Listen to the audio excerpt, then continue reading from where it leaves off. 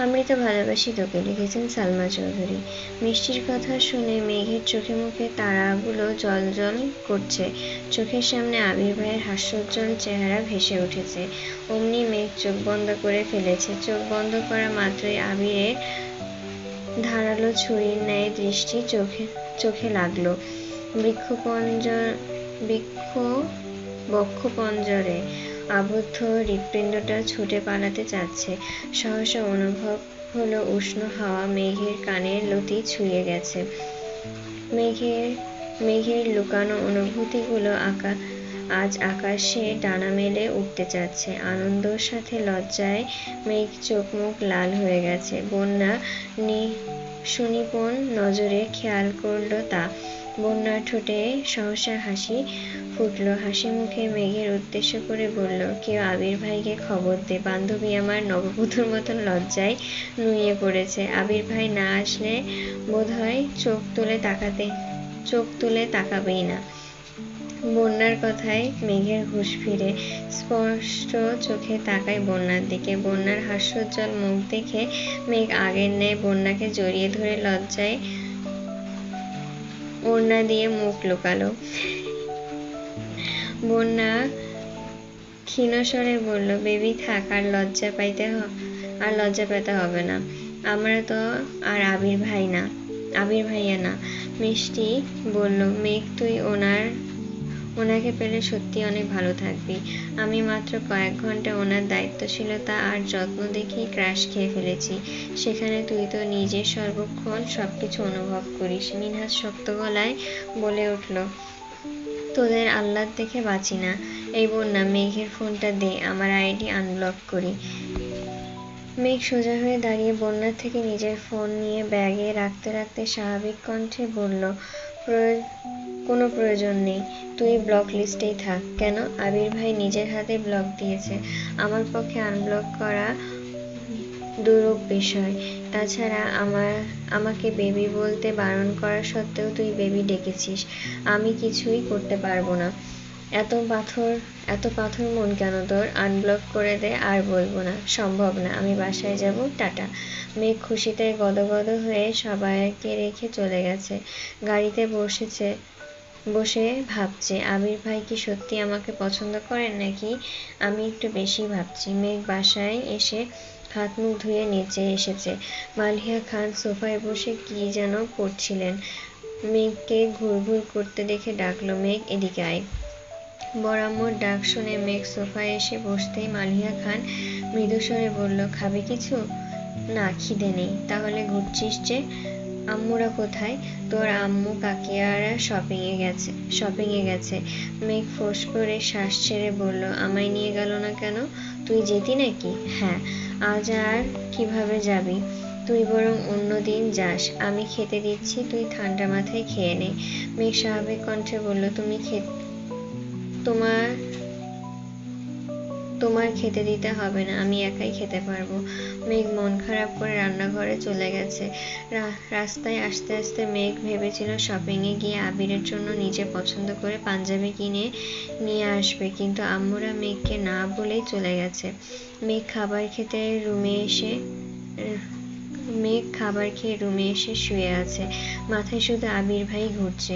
শুয়ে বসে কোনোভাবেই ভালো লাগছে না। কয়েকবার ফোনে আবিরের নাম্বার বের করেছে, কিন্তু কল দেওয়ার সাহস পাচ্ছে না কোনোভাবেই।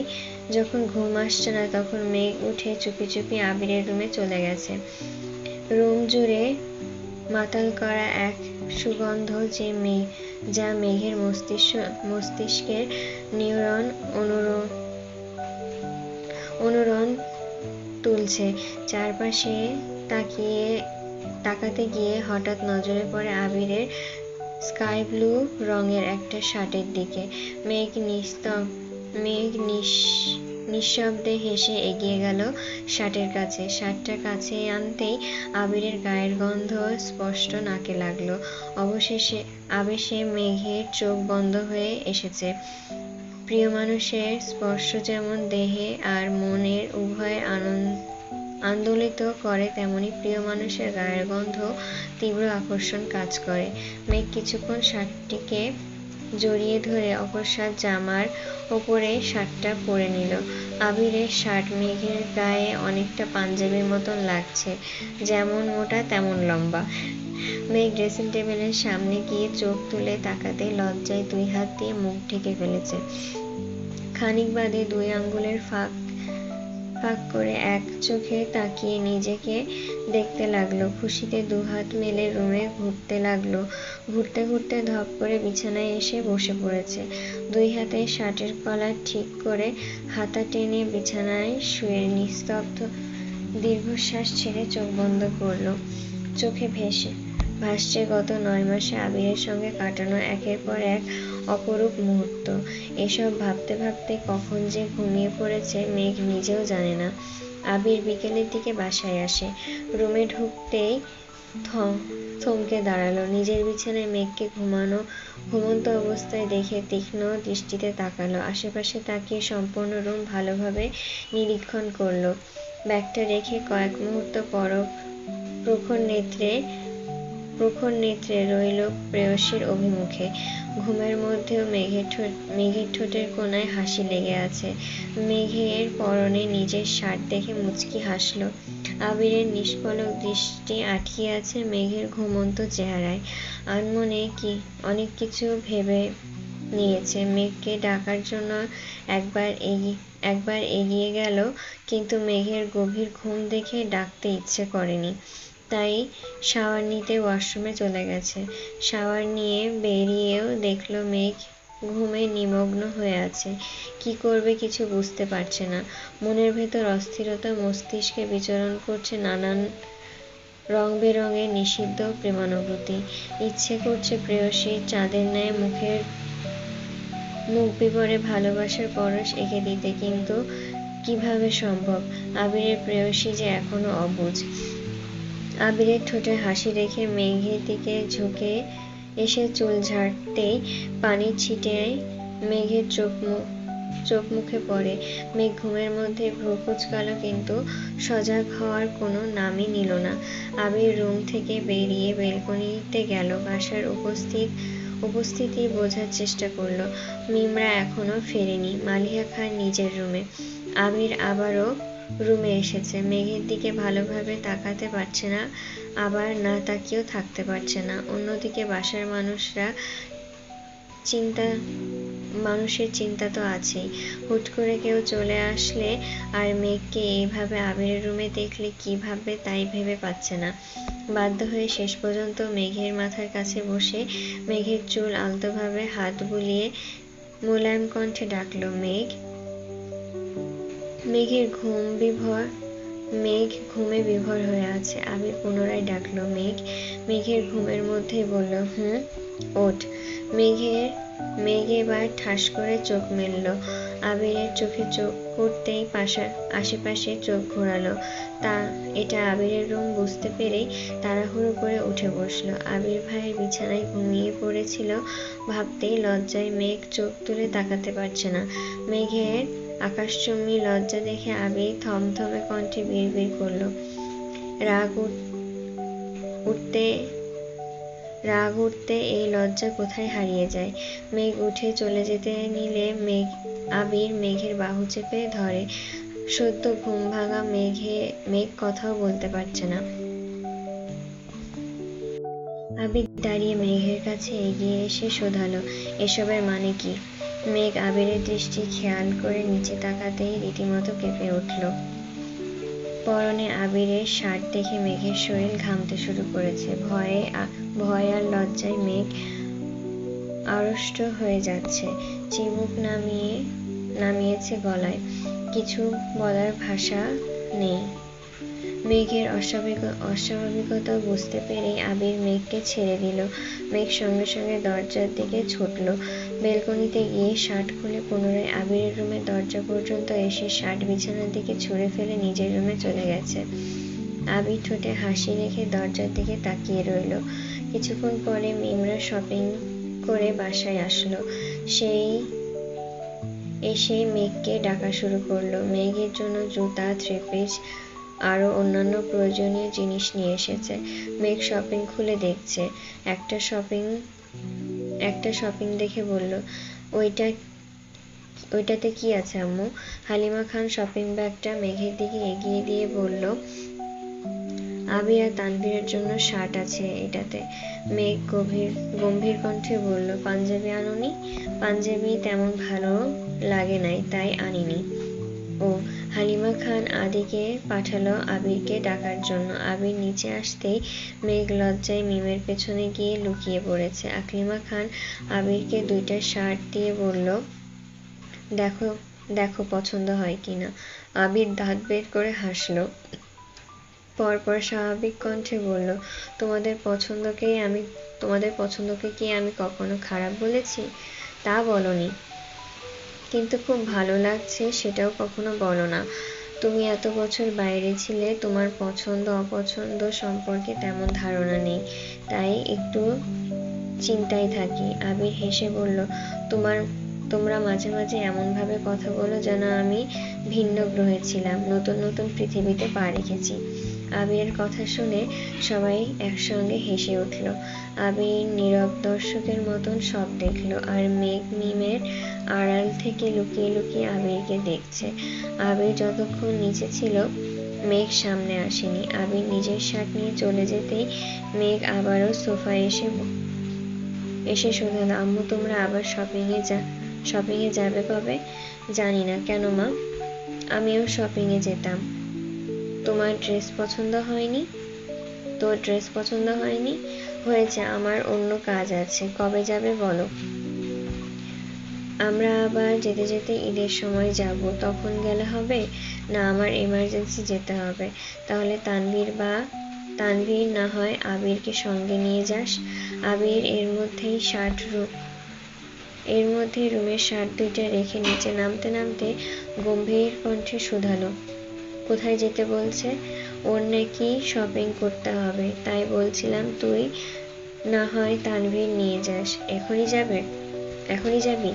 মেঘ এপাশ ওপাশ মাথা নেড়ে না করল। মেঘ মনে মনে বিড়বিড় করে বলল, ওনাদের নিয়ে শপিংয়ে যাওয়ার চেয়ে না যাওয়াই ভালো। আবির স্বাভাবিক কণ্ঠে বলল, আমি বাইরে যাচ্ছি, ফিরতে দেরি হবে, বলে আবির চলে গেছে।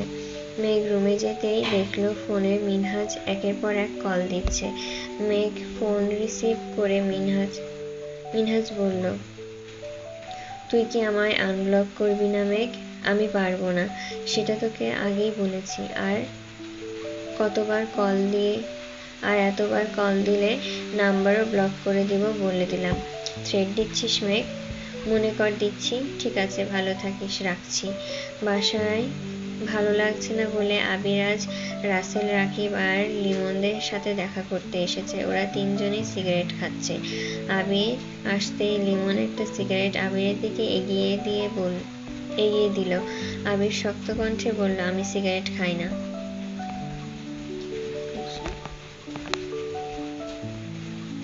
রাসেল ফিক করে হেসে বলল, মজা করছিস নাকি?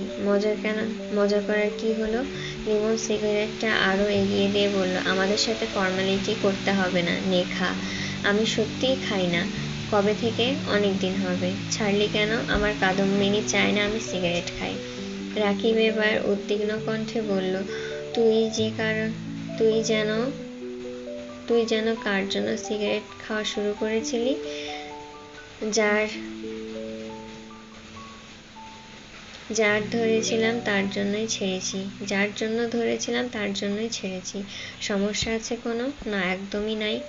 রাকিব শুধালো, বাসায় সবাই কেমন আছে? আলহামদুলিল্লাহ ভালো। রাসেল গলা উঁচিয়ে বলল, আঙ্কেল ঠিক আছেন? আলহামদুলিল্লাহ। লিমন কাঁপা কাঁপা কণ্ঠে বলল, তোর এত পরিবর্তনের রহস্য কি? আবির গম্ভীর কণ্ঠে বলল, বাবা মায়ের একমাত্র ছেলে হলে এসব পরিবর্তন নিজে থেকেই চলে আসে। চোখের সামনে আব্বু আম্মুর অসুস্থতা, বুকের ভেতর প্রেয়সীর গভীর অনুরক্তি সব আড়াল করতে নিজের সঙ্গে প্রতিনিয়ত লড়াই করতে হয়, এই আর কি। রাসেল শীতল কণ্ঠে বলল, মেঘের কথা বাসায় জানাবি না? কিভাবে জানাবো? আব্বু হার্ট অ্যাটাকের হাত থেকে কোনো রকমে বেঁচে ফিরেছে। এই অবস্থায় আব্বুকে প্রেশার দেওয়ার মতন পরিস্থিতি কোনোভাবেই তৈরি করা যাবে না। আর আমার শ্বশুর যে মানুষ আমার মুখে নিজের মেয়ের নাম শুনলে আগুনে ঘি ঢালার মতন চেতবেন। আবির পুনরায় নিরুদ্বেগ কণ্ঠে বলল, আজ একমাত্র ছেলে না হয়ে আরো একটা ভাই থাকতো তাহলে আমাকে কখনোই কোনো কাজে পিছপা হতে হতো না। রাকিব করুণ স্বরে বলল, ফুপির বিষয়ে বাসায় কোনো সিদ্ধান্ত হয়নি? আবির বিরক্ত নিয়ে বলল, এখনো কিছুই হচ্ছে না। আমি আব্বু চাচ্চুকে ইনডাইরেক্টলি বলেছিলাম, কিন্তু তাদের দিক থেকে তেমন রেসপন্স পাইনি। কি ভেবেছিস কিভাবে কি করবি আমি জানি না। আবির অনেক রাত পর্যন্ত আড্ডা দিয়ে বাসায় আসে। মেঘ বেলকনিতে দাঁড়িয়ে বরাবরের মতনই আবিরের জন্য অপেক্ষা করছিল। আবির বাসায় ঢুকতেই দেখলো আলী আহমেদ খান সোফায় বসেছিলেন। আবিরকে আসতে দেখে শক্ত কণ্ঠে বলল, তোমার সাথে একটু দরকার আছে। আবির সহসা দাঁড়িয়ে পড়েছে।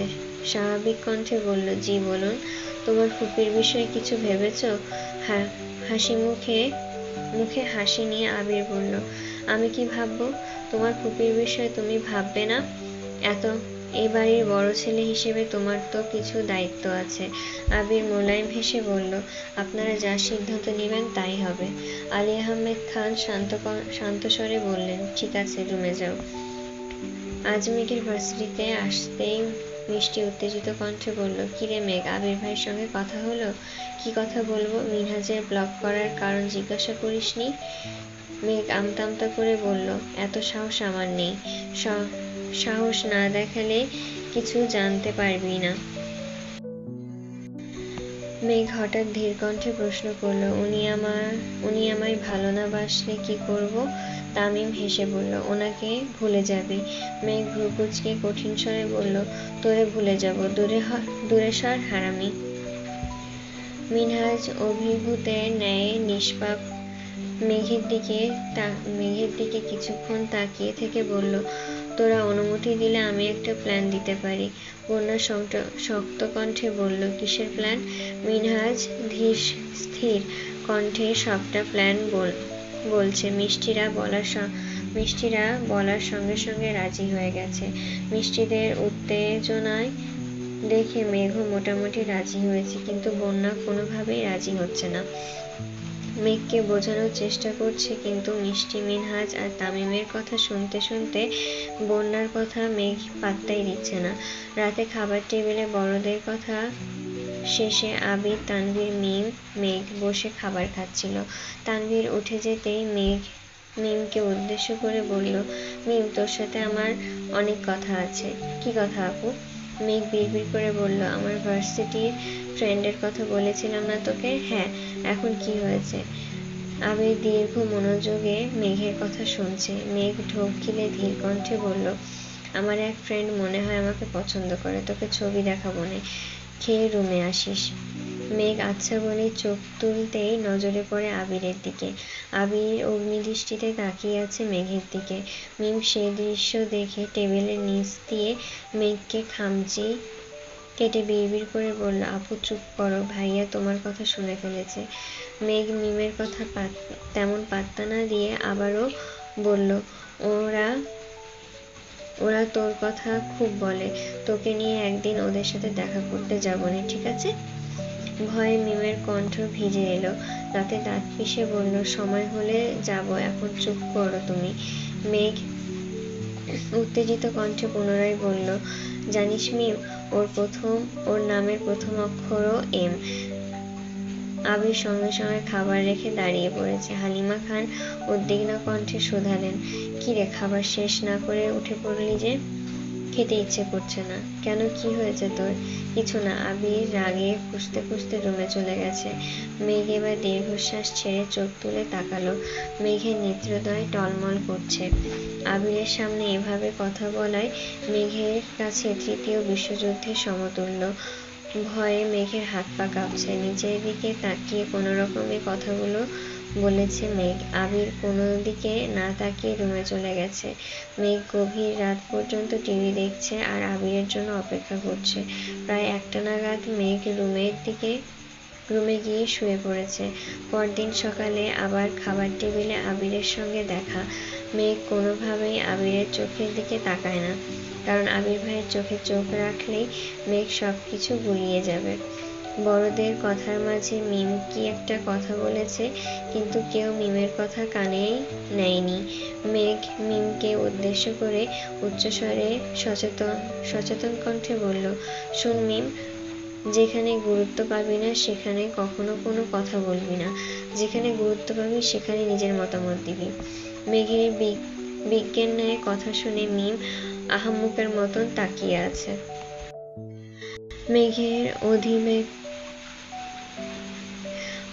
অধিবেজ্ঞের ন্যায় কথা শুনে তানভীর আশ্চর্য নয়নে তাকিয়ে শুধালো, বনু, তুই এভাবে কথা বলছিস কেন?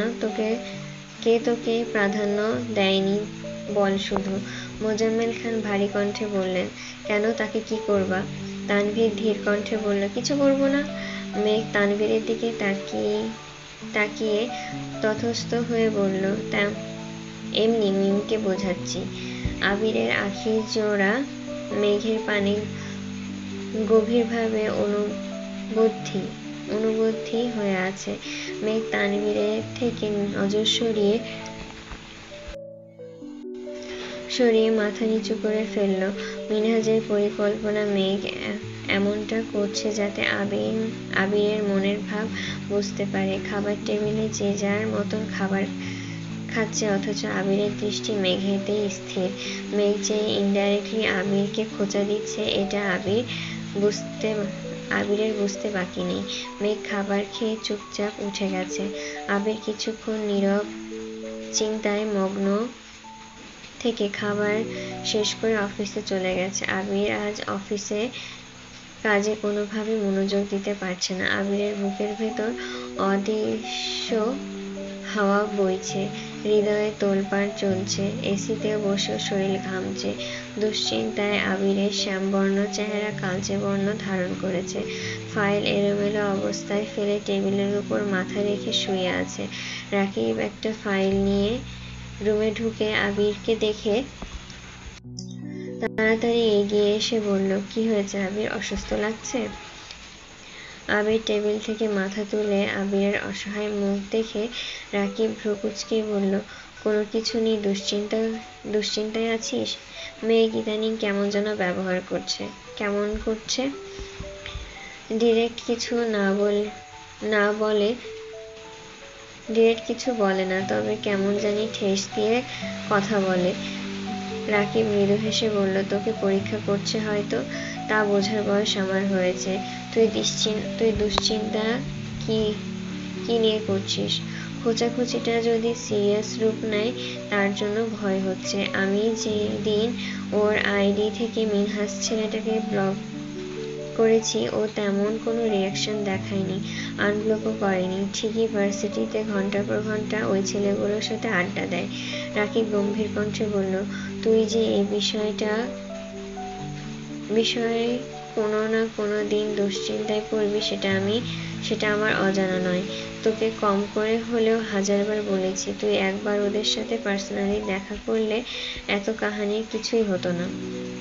আমি রাগ কন্ট্রোল করতে পারি না, জানিস তো। এখন পর্যন্ত যে কয়েকটাকে নিজের হাতে মেরেছি সব কয়েকটাই ট্যারামির জন্য মার খেয়েছে। ভালোভাবে কথা বলতে গেলে তারা মানতে চায় না, গায়ের জোর এলাকার দাপট দেখায়। সহ্য করতে না পেরে আমার তাদের মারতে হয়। মিনহাজদের সাথে দেখা করতে গেলে তারা যে সেম কাজ করবে না তার কি গ্যারান্টি আছে? তীব্র আক্রোশ থেকে দিব মায়ের। কোনো না কোনোভাবে সে কথা মেঘের কানে যাবে, আর মেঘ ভাববে আমি ইচ্ছাকৃত ওর বন্ধুদের মারছি, আর তা নিয়ে তুলকালাম কাণ্ড ঘটাবে। এমনিতেই ওর সাথে রাগারাগির শেষ নেই। এই ঘটনার জেরে ধরে দেখা যাবে কথা বলাই বন্ধ করে দিয়েছে। তানভীর বা আমি তো বলতেই পারতাম। হ্যাঁ পারতি, কিন্তু মেঘ ঘুরে ফিরে আমাকেই ভুল বুঝতো, কারণ প্রাইমারি স্কুলে থাকাকালীন জয় নামক ছেলেটার জন্য ওকে মেরেছিলাম। এত বছর পর ভার্সিটিতে উঠে 2টা ছেলে বন্ধু হয়েছে। এখন মেঘকে না মেরে ওদের মারা হচ্ছে। মেঘ কি এতটা বোকা যে কিছুই বুঝবে না? তোরা মারলে ছেলেগুলো মেঘকে ডিটেলসে বলবে, আর কাউকে দিয়ে মারলে সেটাও বলবে। সবভাবেই দোষ গিয়ে পড়বে আবির আর তানভীরের উপরে।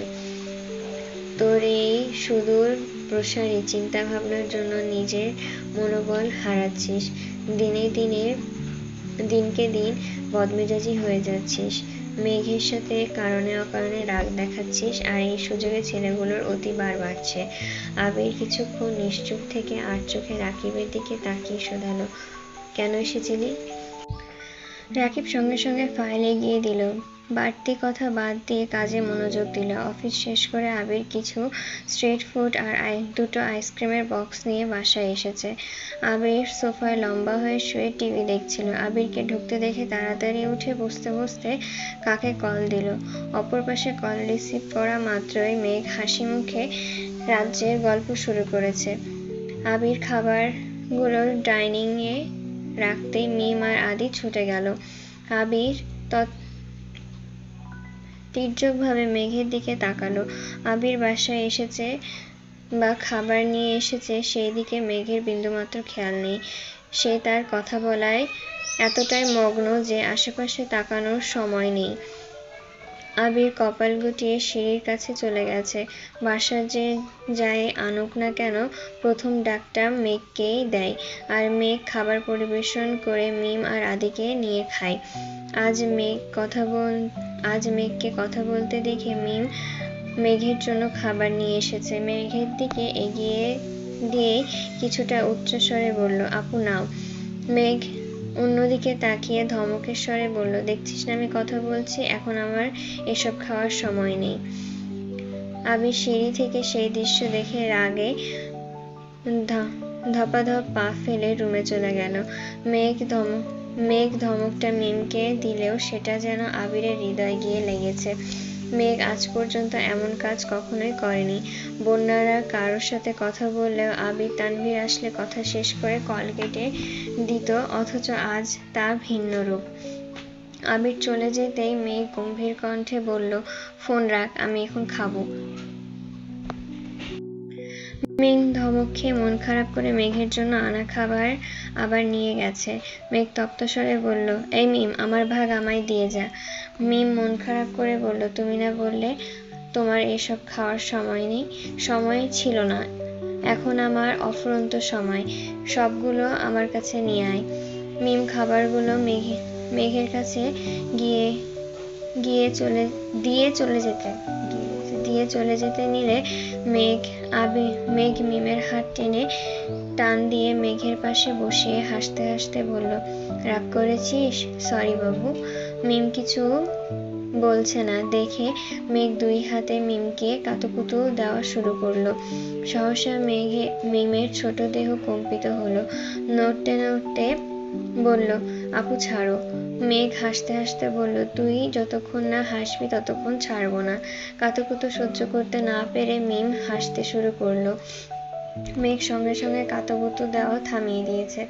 2 বোন গল্প করতে করতে আবিরের আনা খাবারগুলো খেয়েছে। আদি নিজের ভাগের খাবার নিয়ে আগেই রুমে চলে গিয়েছিল। কিছুক্ষণ পর গল্প করতে করতে মেঘ মিমের উরুতে মাথা রেখে শুয়ে আছে। মিম মেঘের চুলে হাত বুলিয়ে মৃদুস্বরে বলল, কি হলো আপু? মেঘ লাজুক হাসলো আর বলল, জানিস আমি একজনের প্রেমে পড়েছি। মিম উত্তেজিত কণ্ঠে চেঁচিয়ে উঠল, সত্যি? কার? মেঘ 2 হাতে মুখ লুকিয়ে বলল, বলা যাবে না। আপু বলো না প্লিজ, কে সে? আছে কেউ একজন। পছন্দ করো না ভালোবাসি? আপু বলো না প্লিজ। খুব শীঘ্রই বলবো, দোয়া কর যেন তাড়াতাড়ি সফল হতে পারি। ফিমানিল্লাহ। আবির রুমে ঢুকেই ডিরেক্ট ওয়াশরুমে চলে গেছে। প্রায় 1 ঘন্টা যাবৎ ওয়াশরুমে ঝর্ণার নিচে দাঁড়িয়ে আছে। ক্রোধে দুই চোখ রক্তাভ হয়ে আছে, মনে হচ্ছে শরীরের রক্ত টগবগ করে ফুটছে। কপালের দুই পাশের রগ দুইটা অবিরাম কাঁপছে, মস্তিষ্কে রক্ত সঞ্চালন বেড়ে গেছে। ঘণ্টাখানেক পর ওয়াশরুম থেকে বেরিয়ে ভেজা শরীরেই একটা ট্রাউজার আর টি-শার্ট পরে নিচে এসেছে। মেঘ তখনও মিমের কোলে মাথা রেখে খোশ গল্পে মেতে আছে। আবিরকে নামতে দেখে মেঘ তৎক্ষণাৎ উঠে বসলো। আবির নিচে এসে ওদের পাশের সোফায় বসেছে। আবিরকে দেখে মিম নড়ে চড়ে বসলো। আবির দুই হাতে দুই দিকে ছড়িয়ে সোফায় হেলানা দিয়ে বসলো। হাতের লোমের গোড়ায় তখনও বিন্দু বিন্দু পানি জমে আছে। ভেজা চুলগুলো কপাল থেকে ভ্রু থেকেও নেমে পড়েছে। চুলের আগা থেকে অবিরত মুক্তার মতন পানির বিন্দু আবিরের টি-শার্টে পড়ছে। মেঘ এক পলকের জন্য তাকাতেই সর্বাঙ্গে কারেন্টের ন্যায় শক লাগলো। সঙ্গে সঙ্গে বুকের ভেতর ধুকপুক শুরু হয়ে গেছে। মেঘ চোখ সরিয়ে নিয়েছে। আবির মিমকে উদ্দেশ্য করে বলল, রুম থেকে আমার ফোনটা নিয়ে আয়। কথাটা বলা মাত্রই মিম উঠে গিয়েছে। মেঘ সোফার কর্নারে গুটিসুটি মেরে বসে আছে। মিম যেতেই মেঘ তাড়াতাড়ি করে ফোন হাতে নিয়ে কি যেন একটা করতে লাগলো। আবির নিরেট দৃষ্টিতে মেঘের পানে চেয়ে আছে। মেঘ ফোন চাপতে পারছে না, ভয়ে হাত কাঁপছে। আবির গম্ভীর কণ্ঠে বলল, তোর কি মনে হচ্ছে না তুই প্রাপ্ত স্বাধীনতার অপব্যবহার করছিস? মেঘ চিবুক নামিয়ে চুপচাপ বসে আছে। মেঘের নিস্তব্ধতা আবিরের রাগ দ্বিগুণ বাড়িয়ে দিয়েছে। আবির রেগে বলল, কথা বলছিস না কেন? মেঘ কিছু না বলে উঠে যেতে নিলে আবির রাগান্বিত কণ্ঠে হুঙ্কার দিল, আমি তোকে কিছু জিজ্ঞাসা করছি মেঘ, কথা কানে যায় না তোর? মেঘ কাঁপা কাঁপা কণ্ঠে বলল, আমার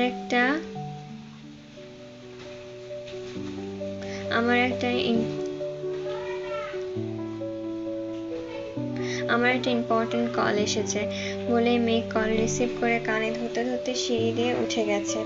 মেঘের কথাটা আবিরের মনে আগুনে ঘি ঢালার মতো কাজ করেছে। আবির ভ্রুযুগল নাকের গোড়ায় টেনে তীক্ষ্ণ দৃষ্টিতে মেঘের গমন পথে তাকিয়ে রইল। অকস্মাৎ পাশে রাখা একটা ফুলদানি দেওয়ালে এক প্রকার ছুঁড়ে মারল। শব্দে মেঘের পা সেকেন্ডের জন্য থেমে গেল। তবুও তা বুঝতে না দিয়ে রুমের দিকে চলে গেছে। মিম ফোন নিয়ে নিচে আসছে। ফোন আবিরকে দিতে গিয়ে আবিরের রক্তলাল আখি যুগল দেখে ভয়ে ঢোক গিলল। কোনো রকমে ফোন দিয়ে দৌড়ে আম্মুর রুমে চলে গেছে। আবির সেজে বেরিয়েছে, সারা রাতেও বাসায় ফেরেনি। মেঘ অপেক্ষা করতে করতে বেলকনিতেই ঘুমিয়ে পড়েছিল। ভোরবেলা হঠাৎ ঘুম ভাঙতে মেঘ থতমত খেয়ে উঠে তাড়াতাড়ি রুম থেকে বেরিয়ে আবিরের রুমে গেল। আবির রুমে নেই দেখে মেঘের বুক কেঁপে উঠেছে। ভোরবেলায় বাসার বাইরে গিয়ে দেখে এসেছে আবিরের বাইক আছে কিনা।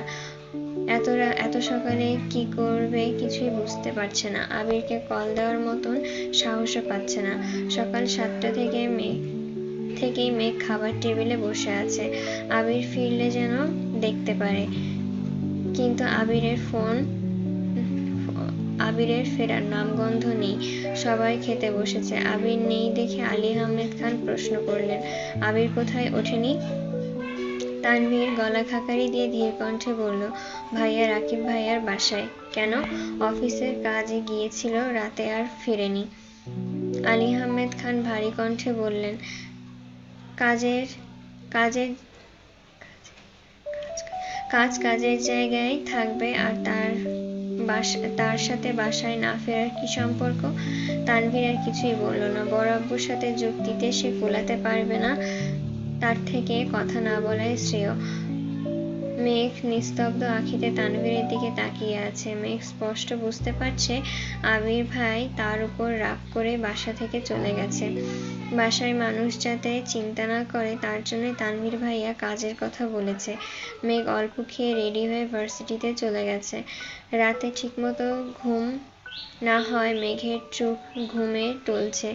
অর্ধ ঘুমে থেকেই ক্লাসগুলো শেষ করেছে।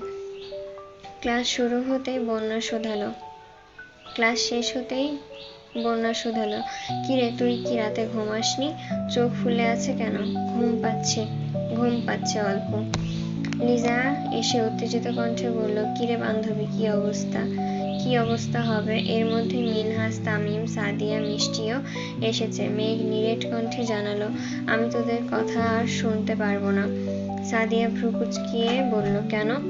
মেঘ ধমকের স্বরে বলল, আজকে তোদের কথা মতো কাজ করতে গিয়ে আমার আবির ভাই বাসা থেকে চলে গেছেন, সারা রাত বাসায় ফেরেননি। আমি বেলকনিতে বসে থাকতে থাকতে ওখানেই ঘুমিয়ে পড়েছি। বন্যা ধীর কণ্ঠে বলল, মেঘ তোকে আগেই সাবধান করেছিলাম, তুই আমার কথা কানে তুলছিস না। আবির ভাইকে তুই চিনিস না,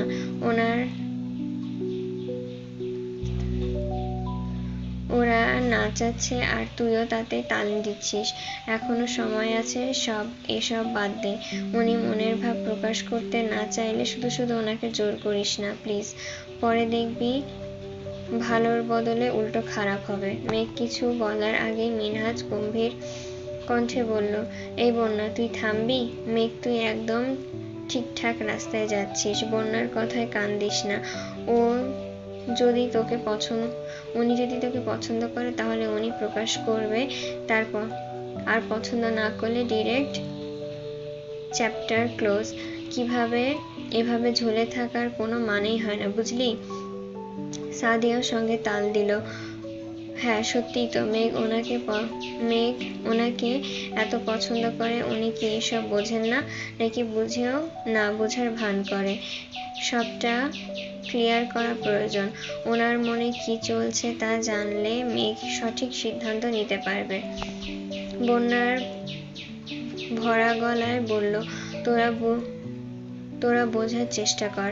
মেঘ তোদের মতন এত বোঝদার আর স্ট্রং না। উল্টাপাল্টা আচরণ করলে আবির ভাই মেঘকে মেরেই ফেলবে। মিনহাজ রাগী স্বরে বলল, কোন অধিকারে মারবে? কার এত সাহস যে মেঘের গায়ে হাত তুলবে? মেঘ তোকে কিছু বললে তুই শুধু আমায় বলবি, বুঝলি?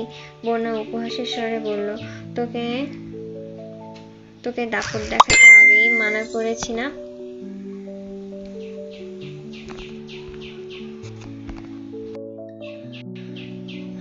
মানা করেছিলাম। তুই আবির ভাইয়ের সম্পর্কে জানিস না, তাই দয়া করে চুপ থাক। মেঘ, তুই তো ওনাকে চিনিস, প্লিজ আমার কথা মান।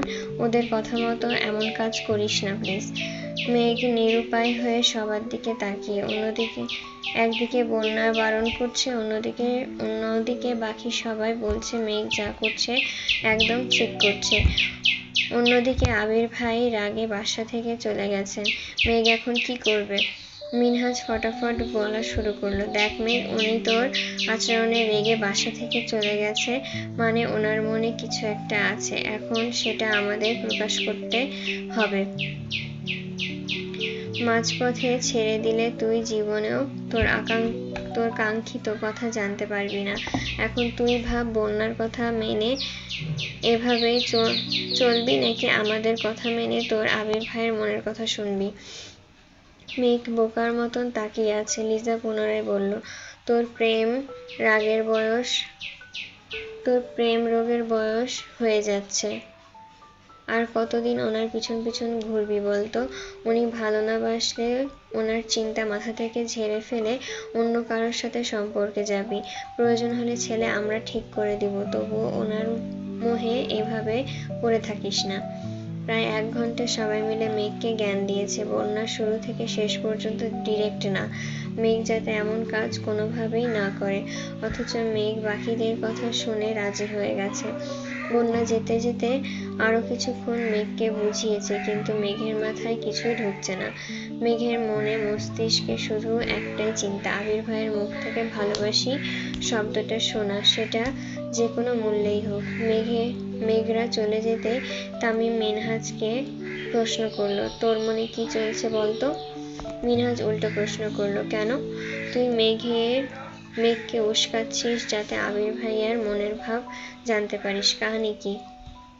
মিনহাজ গলা খাকারি দিয়ে বলল, আমি মেঘকে পছন্দ করি, ওর প্রতি বেধক অনুভূতিও আছে, কিন্তু ওর মনে আমার জন্য বিন্দুমাত্র কিছু নেই। ওর মস্তিষ্কে আবির ভাইয়া ছাড়া কিছুই নেই। এই অবস্থায় আমি যদি চেষ্টা করি ওর মনে আমার জায়গা করতে পারবো না। দেখলি তো আবির ভাইয়া আমায় ব্লগ দিয়েছে, এই খুশিতে সেদিন সবাইকে চকলেট দিল। এমন তো অবস্থায় আমি কোনো কিছুই আশা করতে পারি না। তামিম বিস্ময় সমেত তাকিয়ে বলল, তাহলে তুই তোর অনুভূতি কোরবান করে মেঘকে আবির ভাইয়ার সঙ্গে মিলিয়ে দিতে চাচ্ছিস? মিনহাজ রাশভারী কণ্ঠে পুনরায় বলল, হতে পারে, তাই আবার উল্টোটাও হতে পারে। যেমন? মিনহাজ লম্বা করে শ্বাস টেনে বলা শুরু করলো, দেখ, মেঘ প্রায় 9 মাস যাবৎ আবির ভাইয়াকে পছন্দ করে। আমাদের সাথে ওর বন্ধুত্ব প্রায় 4 থেকে 5 মাসের। তার মানে আমাদের সাথে পরিচয়ের আরো 4-5 মাস আগে থেকেই মেঘ ওনাকে পছন্দ করে। মেঘ যথেষ্ট কিউট আর লক্ষ্মী একটা মেয়ে, যে কেউ এক দেখাতেই ওর প্রেমে পড়বে। যেখানে উনি তো এক বাড়িতেই থাকেন, এই 9 মাসেও কি উনি মেঘকে খেয়াল করেননি? অবশ্যই করেছেন, এবং মেঘের অনুভূতিও বুঝেছেন, তবে প্রকাশ করছেন না। কেন? হতে পারে ওনার জীবনে অন্য কেউ আছে, উনি তার সাথে কমিটেড। আবার মেঘের প্রতিও ওনার সফট কর্নার আছে।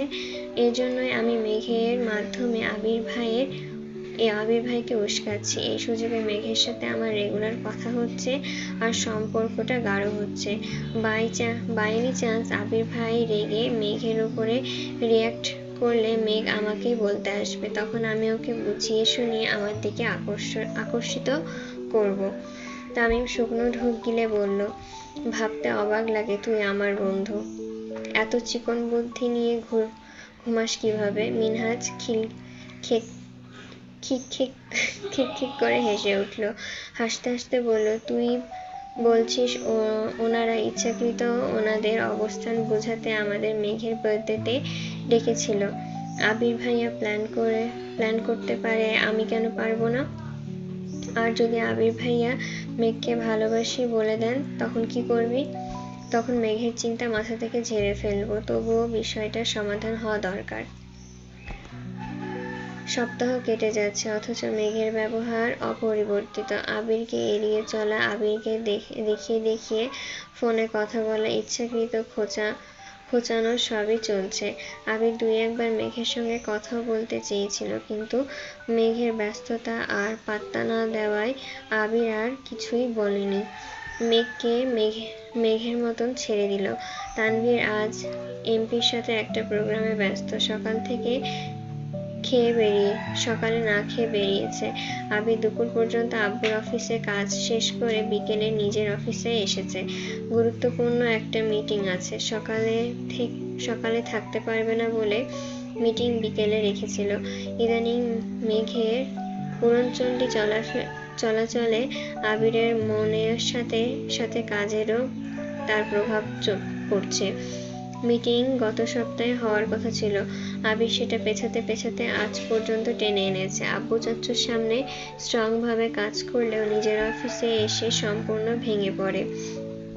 আজ নিজেকে শক্ত রাখতে ফোন বন্ধ করে ড্রয়ারে রেখে দিয়েছে।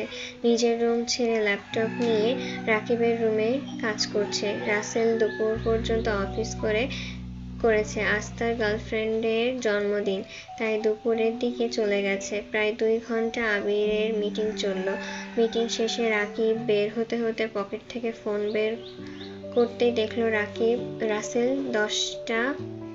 10 বার কল দিয়েছে। রাকিব কল ব্যাক করতেই রাসেল আতঙ্কিত কণ্ঠে বলল, ওই আবির কই? আবিরকে তাড়াতাড়ি নেটে আসতে বল। কেন, কি হয়েছে?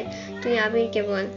বলেই রাসেল কল কেটে দিয়েছে। রাকিব আবিরকে বলা মাত্রই আবির রুমে গিয়ে ফোন খুলে নেটে ঢুকতেই রাসেলের মেসেজে এসেছে সাথে ছবিও। ছবিটা চাপ দিতেই দেখলো মিনহাজ বেশ কয়েকটা লাল গোলাপ হাঁটু গেড়ে বসে মেঘের সামনে ফুল ধরে রেখেছে। মেঘ ফুলগুলোর দিকে তাকিয়ে আছে। বন্যা, মিষ্টি, সাদিয়া, লিজা, তামিম সবাই পাশে দাঁড়ানো। ছবিটা দেখা মাত্রই আবির ধপ করে চেয়ারে বসে পড়েছে। রাকিব ক্লায়েন্টদের সাথে কথা বলায় ব্যস্ত। আবির কয়েক মুহূর্তের মধ্যেই বাইকের চাবি নিয়ে বেরিয়ে যাচ্ছে। রাকিব পেছন থেকে ডেকে বলল, কোথায় যাচ্ছিস? আবির উত্তর না দিয়েই বেরিয়ে গেছে। রাসেলকে কল দিয়ে জায়গাটা জেনে দ্রুত পৌঁছালো সেখানে। মেঘেদের কাছাকাছি গিয়ে বাইকের ব্রেক কষলো। মেঘরা সবাই গোল মিটিং করে বসে চা খাচ্ছে। মিনহাজের হাতে এখনো একগুচ্ছ লাল গোলাপ। রাসেল আর তার গার্লফ্রেন্ড কিছুটা দূরে বসেছিল। আবির মেঘদের কাছে যেতেই সবাই মাথা তুলে তাকালো। চায়ের কাপ সাইডে রেখে সবাই একসঙ্গে দাঁড়ালো। মেঘ আবিরের শ্যামবর্ণের চেহারার পানে চেয়ে আছে। সহসা হৃৎপিণ্ডে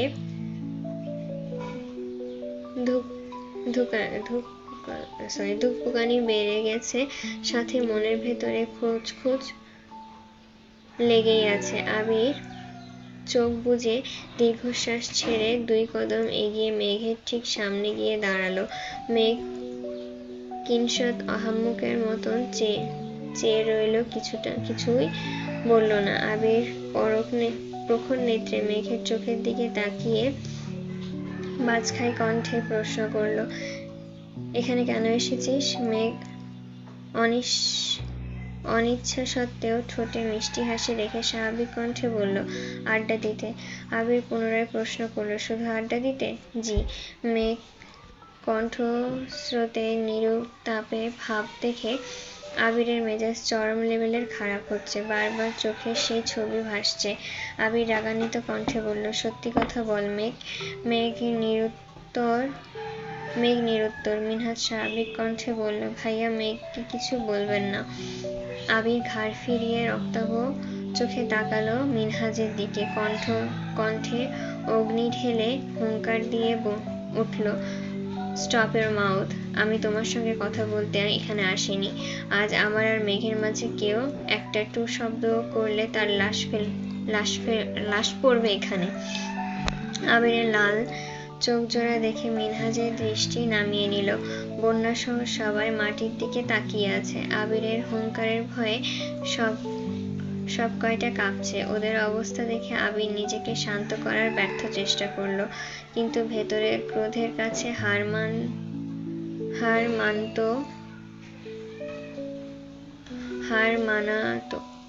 মানাতো বাধ্য হলো। আবিরের এমন কাণ্ডে মেঘ অবাক চোখে তাকিয়ে আছে। তীর করে কাঁপছে ঠোঁট, বুকের ভেতর হৃৎপিণ্ডটা দিক বেদিক ছুটছে। ভয়ে ঢোক গিলল। আবির মেঘের চোখে চোখ রেখে কণ্ঠ 4 গুণ ভারী করে শুধালো, তুই ওই ছেলেকে পছন্দ করিস, হ্যাঁ কি না? মেঘ নীরের দৃষ্টিতে আবিরের দিকে তাকিয়ে আছে। বারবার ঢোক গিলছে, কিছু বলতে পারছে না।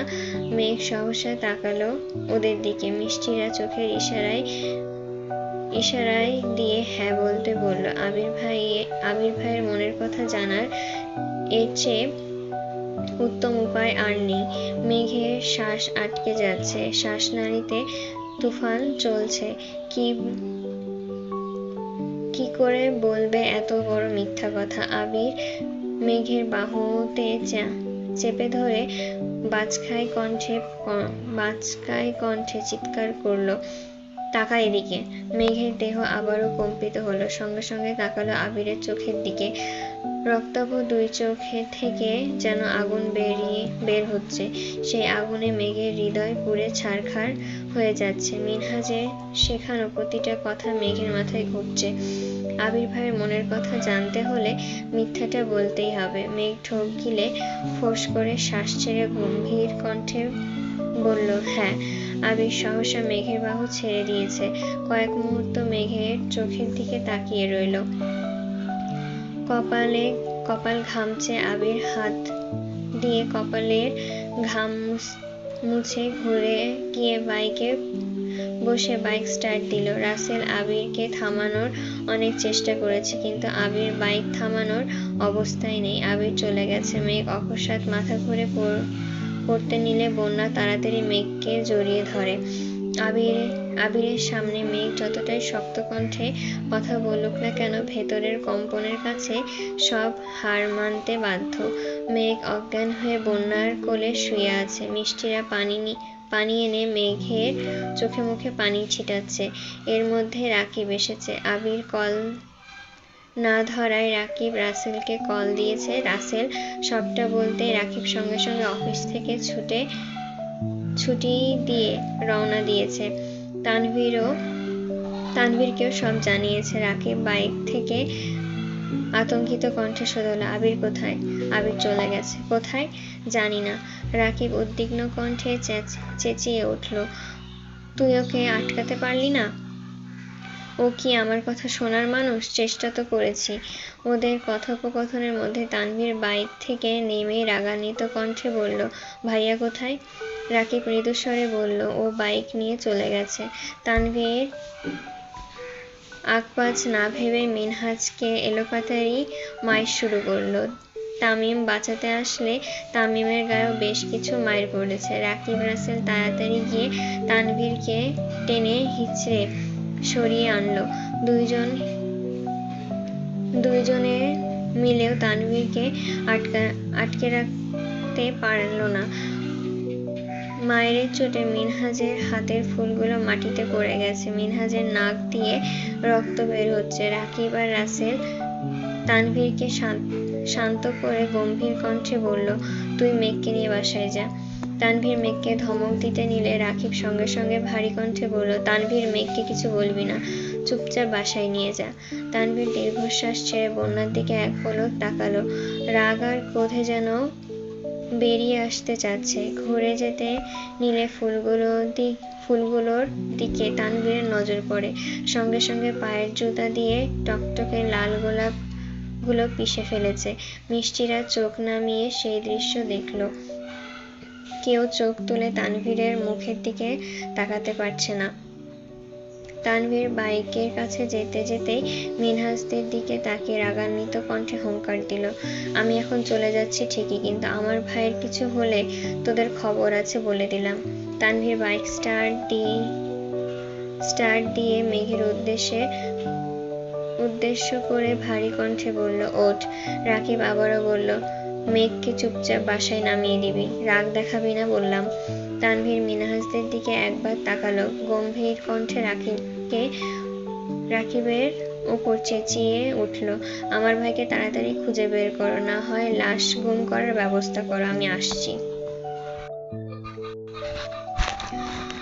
আবিরকে রাকিব আর রাসেল মিলে কলের পর কল দিচ্ছে, কিন্তু আবির একেবারের জন্য কল ধরছে না। প্রথম দিকে আবিরের ফোনে কল ঢুকলেও কিছুক্ষণ পরই আবিরের ফোন বন্ধ করে ফেলেছে। মিষ্টি, সাদিয়া আর লিজা একে অপরের দিকে অসহায়ের মতন তাকিয়ে আছে। বন্যা বিড়বিড় করে বলল, তোদের সাবধান করেছিলাম, একবারের জন্য কথা শুনলি না। ওরা একসঙ্গে বলল, সরি দোস্ত। রাকিব মিনহাজ আর তামিমের দিকে তাকিয়ে দেখছে না। পাবলিক প্লেসে মারছিল বলে বাধ্য হয়ে তানভীরকে তখন আটকেছিল রাকিব। না হয় তানভীরের সাথে সাথে রাকিবও দুইটাকে পেটাতো। ওদের প্রতি প্রায় 5 মাসের ক্ষোভ জমে আছে রাকিবের মনে। রাকিবের কলিজার বন্ধু আবিরের সবকিছুতেই রাকিব যেমন সবার আগে এগিয়ে আসে, তেমনি আবিরও তাই। ছোটবেলা থেকেই ওদের ফ্রেন্ডশিপ অনেক স্ট্রং। সচরাচর দেখা যায় না এক বন্ধুর ঝগড়া লাগলে আর এক বন্ধু থামায়, অথচ ওদের মধ্যে এমন সম্পর্ক যে একজন ঝগড়া লাগলে আর একজনের সঙ্গ দেয়। দুইজন মিলে ওই ছেলেকেই মারে। কলেজ জীবনে রাকিব টুকটাকি রাজনীতি করত, কিন্তু আবিরের সেসবে কোনো ইন্টারেস্ট ছিল না। তবে রাকিবের সাথে যেই লাগতে আসতো, দুই বন্ধু মিলে ওইটার অবস্থা খারাপ করে ফেলতো। পরবর্তীতে কলেজের পরীক্ষায় রাকিবের রেজাল্ট খারাপ হয়। আবির বুঝিয়ে শুনিয়ে রাকিবকে রাজনীতি থেকে সরিয়ে এনেছিল। এখনো কলেজের অনেক বন্ধুরা রাকিবকে লিডার বলে ডাকে।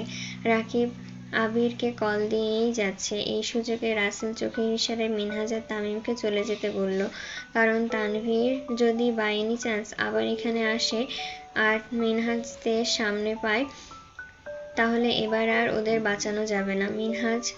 তামিম মিনহাজকে নিয়ে চলে গেছে। রাকিব কিছুক্ষণ পর বিষয়টা খেয়াল করেছে, তবুও রাসেলকে কিছু বলেনি। রাকিবের সব টেনশন এখন আবিরকে নিয়ে। শহরের আশেপাশে যত বন্ধু আছে একে একে সবাইকে কল দিয়ে জানিয়েছে। যাদের বাইক আছে তারা বাইক নিয়ে বেরিয়ে পড়েছে। রাকিব এগিয়ে গিয়ে একটা রিক্সা ঠিক করে বন্যাকে বলল, তুমি বাসায় চলে যাও। বন্যা আচ্ছা বলে চলে গেছে। রাকিব বাকিদের উদ্দেশ্যে রেগে বলল, তোমরাও যাও এখন। রাকিবের রাগী স্বর শুনে ওরাও মাথা নিচু করে চলে গেছে। পরিস্থিতি অস্বাভাবিক দেখে রাসেলের গার্লফ্রেন্ড চলে গেছে। রাকিব রাসেলকে নিয়ে বাইক স্টার্ট দিল। তানভীর মেঘকে বাসায় সামনে নামিয়ে দিয়ে চলে গেছে। একবারও কথা বলেনি। রাকিবরা প্রায় 1 ঘন্টা যাবৎ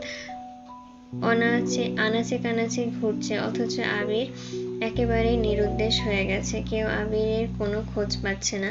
বন্যা বাসায় গিয়েও মেঘকে কল দিল। মেঘ রিসিভ করে বলল, কিরে তুই ঠিক আছিস? মেঘ মৃদুস্বরে বলল, আমি ঠিক আছি, কিন্তু আবির ভাইয়ের কোনো খোঁজ পাচ্ছি না। তুই আবির ভাইয়াকে কল দে, আমার ভয় লাগছে। এখন ভয় লাগছে কেন? এতদিন বারণ করার পরও তো একটুও ভয় লাগলো না। আমি এখন কি করব? আবির ভাইয়াকে কল দে, আর কিছু করতে হবে না। উনি কি কল ধরবেন? ধরবেন কি ধরবেন না সেটা দিলেই বুঝবি। তুই ওনাকে রাগিয়েছিস, তোকে শান্ত করতে হবে। আমি পারবো না, ভয় লাগছে। আর একটা কথা বললে তোর খবর আছে বলে দিলাম। মিনহাজ মিষ্টিদের কথায় লাফিয়ে লাফিয়ে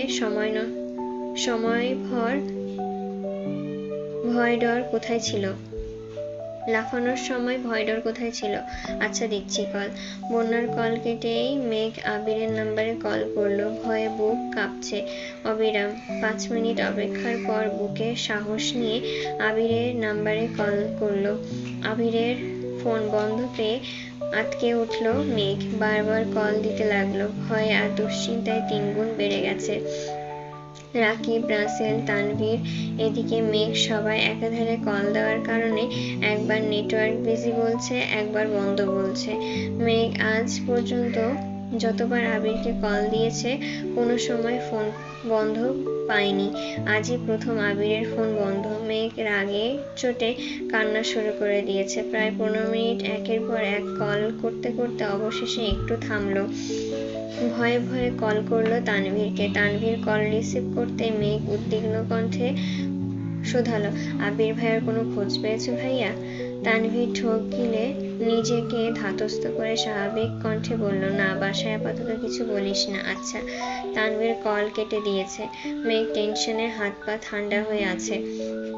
সন্ধ্যা হয়ে গেছে, অথচ এখনো আবিরের কোনো খবর নেই। আজ বাসায় তেমন মানুষও নেই। মিমের নানু খুব অসুস্থ, তাই মিমরা 2 দিন হলো ওদের নানু বাড়িতে গেছে।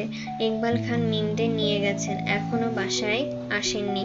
হালিমা খান আর মালিহা খান বাসায় আছেন। আলী আহমেদ খান অফিসে। মোজাম্মেল খান আজ সকালে রাজশাহীতে গিয়েছেন। মেঘ উপর হয়ে শুয়ে ফোনে আবিরের ছবি দেখছে আর অঝরে কাঁদছে।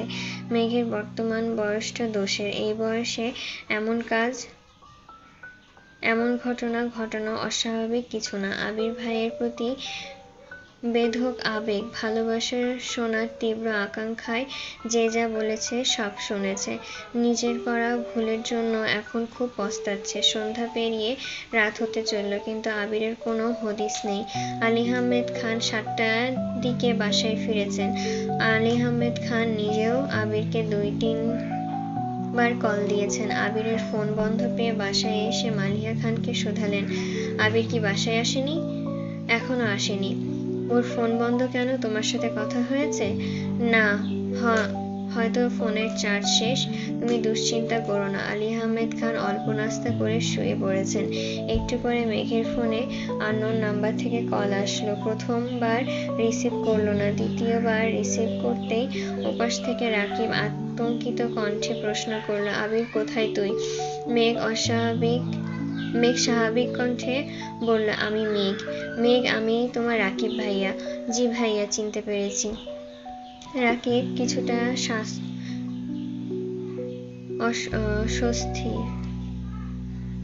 স্বস্তির নিঃশ্বাস ছেড়ে জিজ্ঞাসা করলো, আবির কি বাসায় গেছে? মেঘ আকুল স্বরে বলল, এখনো আসেনি। উনি কোথায় আছেন ভাইয়া? রাকিব তথস্থ হয়ে বলল, আবির বাসায় যায়নি? তাহলে এই নাম্বারটা আমার। ভাইয়া সিমটা আমায় দিয়েছেন। রাকিব শান্ত স্বরে বলল, ও আমি জানতাম না, সরি। আসলে এই সিমটা আগে আবির ইউজ করত।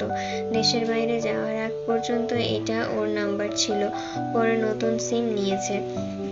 এত বছর যাবৎ নতুন সিমগুলোতে যোগাযোগ করে এসেছি। আজ ওর ফোন বন্ধ পেয়ে অনেক খোঁজে এই নাম্বারটা পেয়েছি। এই সিম তাহলে তোমায় দিয়েছে?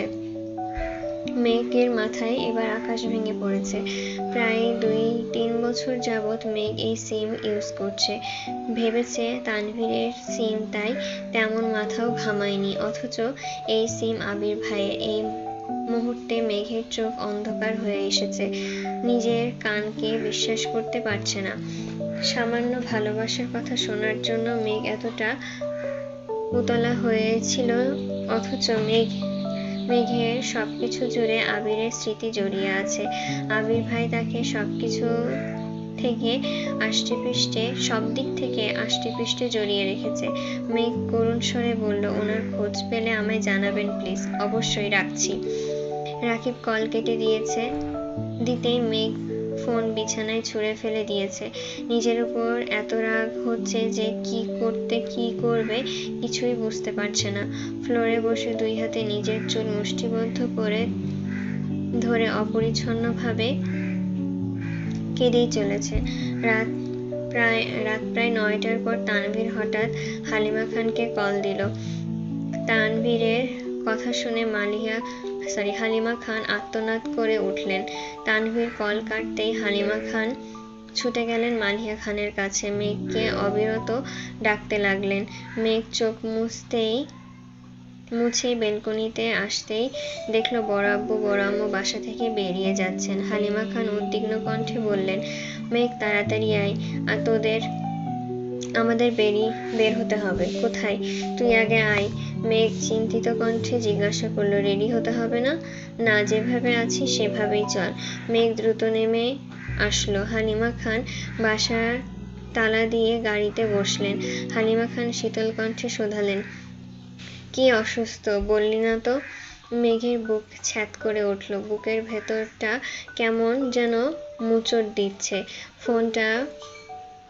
ফোনটা বাসায় ফেলে এসেছে। আবির ভাইয়ার খোঁজ পায়নি এখনো। মেঘের গলা শুকিয়ে কাঠ হয়ে আছে। কথা বের হচ্ছে না গলা দিয়ে। হালিমা খান স্বাভাবিক কণ্ঠে বললেন, হাসপাতালে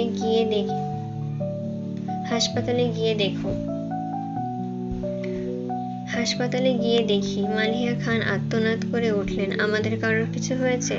হালিমা খান তানভীরকে কল দিয়ে হাসপাতালের ডিটেলস নিয়েছে। হালিমা খানের কথায় কোনো উত্তর দেননি।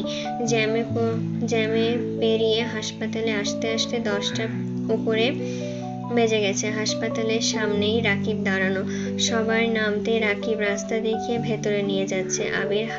মেঘ হাঁটছে ঠিকই, তবে হাঁটার কোনো গতি নেই। অক্লিষ্ট আঁখিতে মেঘ রাকিব ভাইকেই দেখছে। রাকিবের শার্টে ছোপ ছোপ রক্তের দাগ লেগে আছে। দেখে বোঝা যাচ্ছে শার্টটা ভেজা। মেঘের পা চলছে না, ভয়ে হাত পা কাঁপছে। মেঘ মাথা ঘুরছে, চোখ ঝাপসা দেখাচ্ছে। কোনো রকমে ওদের পেছনে পেছনে একটা রুমের দরজা পর্যন্ত এসেই সবাই থমকে দাঁড়ালো। প্রাইভেট ক্লিনিকের একটা ছিমছাম রুমে বেডে বেহুশ অবস্থায় শুয়ে আছে আবির। মাথায় সাদা ব্যান্ডেজ, ডান পায়ে ব্যান্ডেজ করা। আবিরকে এই অবস্থায় দেখে ছুটে গিয়ে মালিহা খান আবিরকে ধরে বিলাপ শুরু করে দিলেন। আলী আহমেদ খান করুণ দৃষ্টিতে ছেলেকে কিছুক্ষণ দেখে আশেপাশে নজর দিলেন। তারপর ভারী কণ্ঠে রাকিবকে শোধালেন, কি হয়েছে? বাইক অ্যাক্সিডেন্ট করেছে। আলী আহমেদ খান সঙ্গে সঙ্গে হুঙ্কার দিয়ে উঠলেন, বাইক কেনার সময় বলেছিলাম, একবারের জন্য আমার কথা মানলো না। আলী আহমেদ খান আবারও হুঙ্কার দিয়ে উঠলেন, তানভীর কোথায়? রাকিব আস্তে করে বলল, ইম্পর্টেন্ট কাজে গিয়েছে, চলে আসবে। ওর কি এমন ইম্পর্টেন্ট কাজ? রাকিব মাথা নিচু করে দাঁড়িয়ে আছে, কিছু বলছে না। এদিকে মেঘ নিস্তব্ধ হয়ে দাঁড়িয়ে আছে, এক চুল নড়ছে না। মেঘের অবিক্ষিপ্ত আখি যুগল আবিরের পরিশ্রান্ত চেহারায় আটকে আছে। হালিমা খান মালিহা খানের অঝোর কান্না চলছে, অঝরে কেঁদেই চলছেন, কিন্তু মেঘের চোখে এক ফোঁটা পানি নেই। পাথরের ন্যায় দাঁড়িয়ে আছে, নেই কোনো অনুভূতি।